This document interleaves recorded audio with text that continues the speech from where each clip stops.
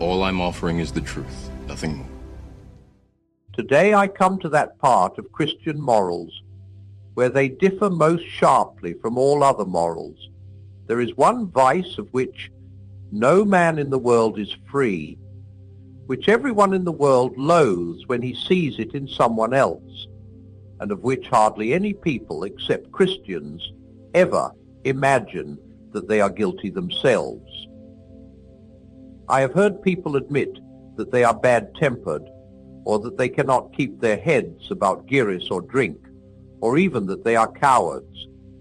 I do not think I have ever heard anyone who was not a Christian accuse himself of this vice. And at the same time, I have very seldom met anyone who was not a Christian who showed the slightest mercy to it in others. There is no fault which makes a man more unpopular, and no fault which we are more unconscious of in ourselves. And the more we have it ourselves, the more we dislike it in others. The vice I'm talking of is pride or self-conceit, and the virtue opposite to it in Christian morals is called humility. You may remember when I was talking about sexual morality, I warned you that the center of Christian morals did not lie there. Well, now we have come to the center. According to Christian teachers, the essential vice, the utmost evil, is pride. Unchastity, anger, greed, drunkenness, and all that are mere flea bites in comparison. It was through pride that the devil became the devil. Pride leads to every other vice. It is the complete anti-God state of mind. Does this seem to you exaggerated? If so, think it over. I pointed out a moment ago that the more pride one had, the more one disliked pride in others. In fact, if you want to find out how proud you are, the easiest way is to ask yourself, how much do I dislike it when other people snub me, or refuse to take any notice of me, or shove their oar in, or patronize me, or show off? The point is that each person's pride is in competition with everyone else's pride. It is because I wanted to be the big noise at the party that I am so annoyed at someone else being the big noise. Two of a trade never agree. Now what you want to get clear is that pride is essentially competitive, is competitive by its very nature, while the other vices are competitive only. So to speak, by accident, pride gets no pleasure out of having something, only out of having more of it than the next man. We say that people are proud of being rich, or clever, or good-looking, but they are not. They are proud of being richer, or cleverer, or better-looking than others. If everyone else became equally rich, or clever, or good-looking, there would be nothing to be proud about. It is the comparison that makes you proud, the pleasure of being above the rest. Once the element of competition is gone, pride is gone. That is why I say that pride is essentially competitive in a way the other vices are not. The sexual impulse may drive two men into competition if they both want the same girl, but that is only by accident. They might just as likely have wanted two different girls. But a proud man will take your girl from you, not because he wants her, but just to prove to himself that he is a better man than you. Greed may drive men into competition if there is not enough to go round, but the proud man, even when he has got more than he can possibly want, will try to get still more just to assert his power. Nearly all those evils in the world which people put down to greed or selfishness are really far more the result of pride. Take it with money. Greed will certainly make a man want money for the sake of a better house, better holidays, better things to eat and drink. But only up to a point. What is it, Dial, makes a man with $10,000 a year anxious to get $20,000 a year? It is not the greed for more pleasure. $10,000 will give all the luxuries that any man can really enjoy. It is pride, the wish to be richer than some other rich man, and, still more, the wish for power. For of course power is what pride really enjoys. There is nothing makes a man feel so superior to others as being able to move them about like toy soldiers. What makes a pretty girl spread misery wherever she goes by collecting admirers? Certainly not her sexual instinct. That kind of girl is quite often sexually frigid. It is pride. What is it that makes a political leader or a whole nation go on and on demanding more and more? Pride. Again. Pride is competitive by its very nature. That is why it goes on and on. If I am a proud man, then, as long as there is one man in the whole world more powerful or richer or cleverer than I, he is my rival and my enemy. The Christians are right. It is pride which has been the chief cause of misery in every nation and every family since the world began. Other vices may sometimes bring people together. You may find good fellowship and jokes and friendliness among drunken people or unchaste people. But pride always means enmity. It is enmity. And not only enmity between man and man, but enmity to God.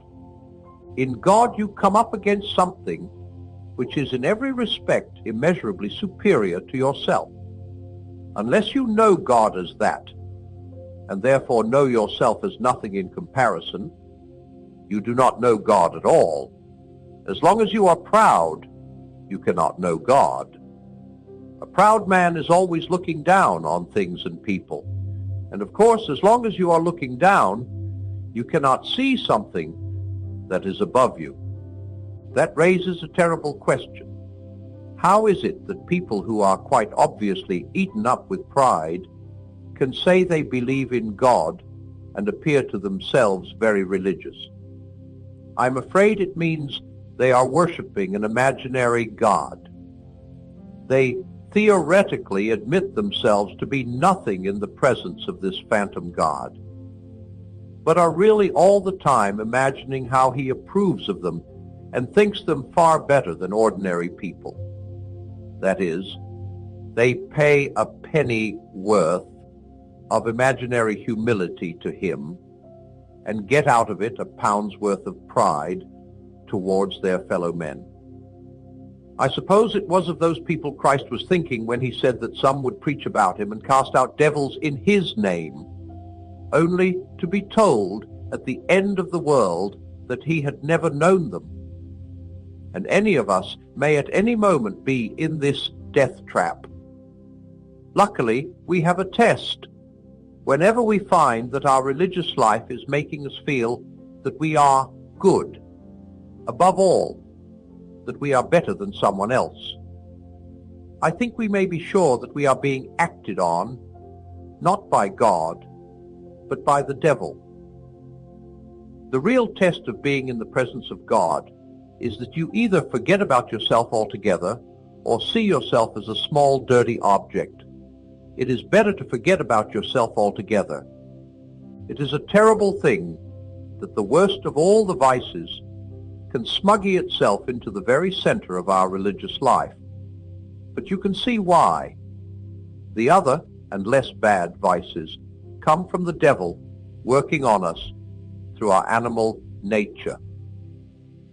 But this does not come through our animal nature at all. It comes direct from hell. It is purely spiritual. Consequently, it is far more subtle and deadly. For the same reason, pride can often be used to beat down the simpler vices. Teachers, in fact, often appeal to a boy's pride, or, as they call it, his self-respect, to make him behave decently. Many a man has overcome cowardice or lust or ill temper by learning to think that they are beneath his dignity. That is, by pride. The devil laughs. He is perfectly content to see you becoming chaste and brave and self-control provided all the time. He is setting up in you the dictatorship of pride, just as he would be quite content to see your chilblains cured if he was allowed in return to give you cancer. For pride is spiritual cancer. It eats up the very possibility of love or contentment or even common sense. Before leaving this subject, I must guard against some possible misunderstandings. 1. Pleasure in being praised is not pride. The child who is patted on the back for doing a lesson well, the woman whose beauty is praised by her lover, the saved soul to whom Christ says, "Well done," are pleased and ought to be. For here the pleasure lies not in what you are, but in the fact that you have pleased someone you wanted and rightly wanted to please. The trouble begins when you pass from thinking, "I have pleased him, all is well," to thinking, "What a fine person I must be to have done it." The more you delight in yourself, and the less you delight in the praise, the worse you are becoming. When you delight wholly in yourself, and do not care about the praise at all, you have reached the bottom. That is why vanity, though it is the sort of pride which shows most on the surface, is really the least bad and most pardonable sort. The vain person wants praise, applause, admiration, too much, and is always angling for it. It is a fault, but a childlike and even, in an odd way, a humble fault. It shows that you are not yet completely contented with your own admiration. You value other people enough to want them to look at you. You are, in fact, still human. The real black diabolical pride comes when you look down on others so much that you do not care what they think of you. Of course, it is very right, and often our duty, not to care what people think of us, if we do so for the right reason, namely, because we care so incomparably more what God thinks. But the proud man has a different reason for not caring. He says, "Why should I care for the applause of that rabble, as if their opinion were worth anything? And even if their opinions were of value, am I the sort of man to blush with pleasure at a compliment, like some chit of a girl at her first dance? No, I am an integrated adult personality. All I have done has been done to satisfy my own ideals, or my artistic conscience, or the traditions of my family, or in a word, because I'm that kind of chap. If the mob like it, let them. They're nothing to me." In this way, real thoroughgoing pride may act as a check on vanity, for as I said a moment ago, the devil loves curing a small fault by giving you a great one. We must try not to be vain, but we must never call in our pride to cure our vanity. Better the frying pan than the fire. 2. We say in English that a man is proud of his son, or his father, or his school or regiment, and it may be asked whether pride in this sense is a sin. I think it depends on what exactly we mean by proud of. Very often in such sentences the phrase "is proud of" means has a warm-hearted admiration for. Such an admiration is, of course, very far from being a sin, but it might perhaps mean that the person in question gives himself airs on the ground of his distinguished father, or because he belongs to a famous regiment. This would clearly be a fault, but even then, it would be better than being proud simply of himself. To love and admire anything outside yourself is to take one step away from utter spiritual ruin. Though we shall not be well so long as we love and admire anything more than we love and admire God. 3. We must not think pride is something God forbids because he is offended at it. or that humility is something he demands as due to his own dignity, as if God himself was proud. He is not in the least worried about his dignity. The point is, he wants you to know him, wants to give you himself. And he and you are two things of such a kind that if you really get into any kind of touch with him, you will in fact be humble, delightedly humble, feeling the infinite relief of having for once got rid of all the silly nonsense about your own dignity, which has made you restless and unhappy all your life. He is trying to make you humble in order to make this moment possible, trying to take off a lot of silly, ugly, fancy dress in which we have all got ourselves up and are strutting about like the little idiots we are. I wish I had got a bit further with humility myself. If I had, I could probably tell you more about the relief, the comfort of taking the fancy dress off, getting rid of the false self with all its look at me and aren't I a good boy, and all its posing and posturing. To get even near it, even for a moment, is like a drink of cold water to a man in a desert. 4. Do not imagine that if you meet a really humble man, he will be what most people call humble nowadays. He will not be a sort of greasy, smarmy person who is always telling you that of course he is nobody. Probably all you will think about him is that he seemed a cheerful, intelligent chap who took a real interest in what you said to him. If you do dislike him, it will be because you feel a little envious of anyone who seems to enjoy life so easily. He will not be thinking about humility. He will not be thinking about himself at all. If anyone would like to acquire humility, I can, I think, tell him the first step. The first step is to realize that one is proud, and a biggish step too. At least nothing whatever can be done before it.